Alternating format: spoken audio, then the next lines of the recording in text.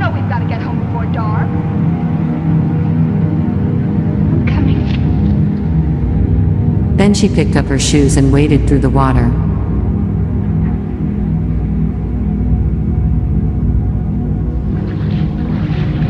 What cheat you two are. This water is as warm as dishwater.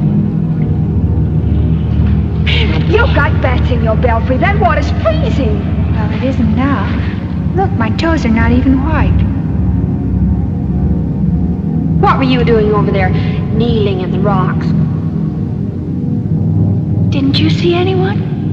Who? Was somebody with you in that cave? Oh, somebody was. And you were praying for forgiveness. John, come on, tell us who it was.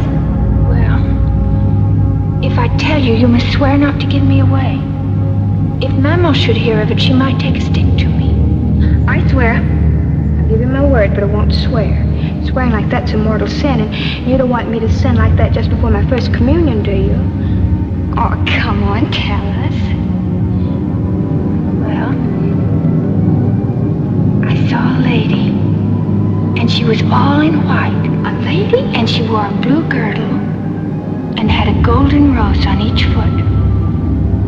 I've never seen anything in my life so beautiful. Oh, Bill. What would a beautiful lady be doing in a filthy place like that? I don't know. But she was there. Truly she was. During their return, Bernadette spoke of seeing a beautiful white figure in the grotto. Upon seeing her, she took out her rosary, but her hand was frozen, unable to make the sign of the cross until the lady did so. She was not sure if it was an individual or an object. Bernadette stated, "I saw something white, which had the appearance of a lady." She elaborated that the lady was holding a rosary and she was dressed in white with a blue sash. Bernadette's companions were not overwhelmed by her statements and accused her of trying to scare them. After they said this, Bernadette fell silent and proceeded to carry the wood on her head. Tuanette was astonished at her stamina, as normally her stamina was very low. She outpaced both of them on their return, and she offered to carry Tuanette's load as well. Bernadette was immediately transformed from this experience, physically and in her relationship with others. The inability to feel cold and hot is a recognized symptom during trance states. This would appear more dramatic in later visions. Upon returning home, they told their parents what had happened. It was received unenthusiastically. That's all exciting, because she says she saw a lady at Master Biel, all dressed in white, with golden roses on her feet. What on earth are you talking about? That's what she told us.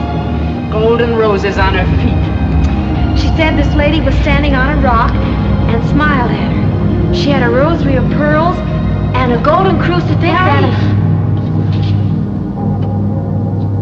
You told on me, and you said you wouldn't. Mama asked me. What's this foolishness Mary tells me? It's true, Mama. In the cave at Massabielle, I saw a most beautiful lady. A lady? What lady? I don't know. Suddenly she was there, and then suddenly she disappeared. Oh, nonsense. Oh, no, Mama, she was there.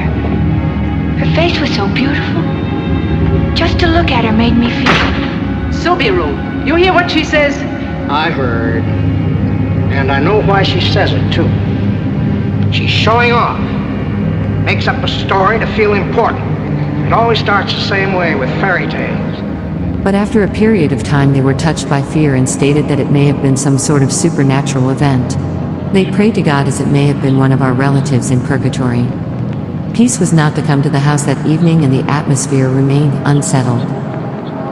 Bernadette went to confession that week. Abbé Pamain was the priest. She confessed the vision to him. He was the first priest to have the honor of hearing the story. It is not clear why Bernadette would recount this event in confession, as it is not a sin. The parents may have told her to confess this situation to a priest in hope of settling the issue. The lady told me. What lady? The lady in Massabielle. Don't know her. She's the beautiful lady who always comes to... Is she from Lourdes? No, Your Reverence. Have you asked her name? Yes, but she gives no answer. Perhaps the lady is deaf and dumb.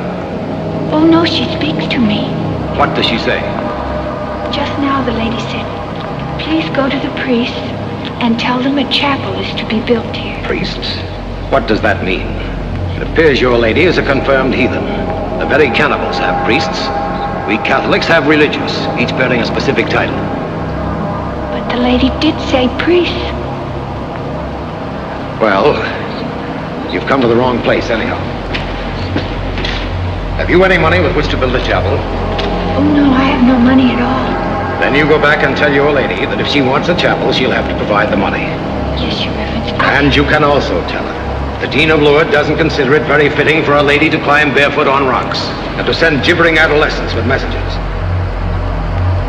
After Mass the following Sunday, 14th of February, a group of girls approached the Subaru parents and asked them if they could allow Bernadette to return to the grotto. Against their better judgment, they allowed it. So following this, a sizable group of children returned to the church and got some holy water. At the grotto, Bernadette knelt down. The vision appeared again, and a girl by the name of Marie Hillett recommended that Bernadette throw holy water at the vision, while pronouncing a formula of prayer which repelled devils. If you come from God, advance. If you are from the devil, get thee hence. Bernadette began unwillingly to do so. At this point she appeared still with a fixed stare. She seemed entirely altered. The brisk Marie Hillett decided to act, saying, Wait, I will get your white lady. She threw drops of holy water at the niche. At that moment Jean Abadi arrived late and ran to the top of the grotto, overlooking the entire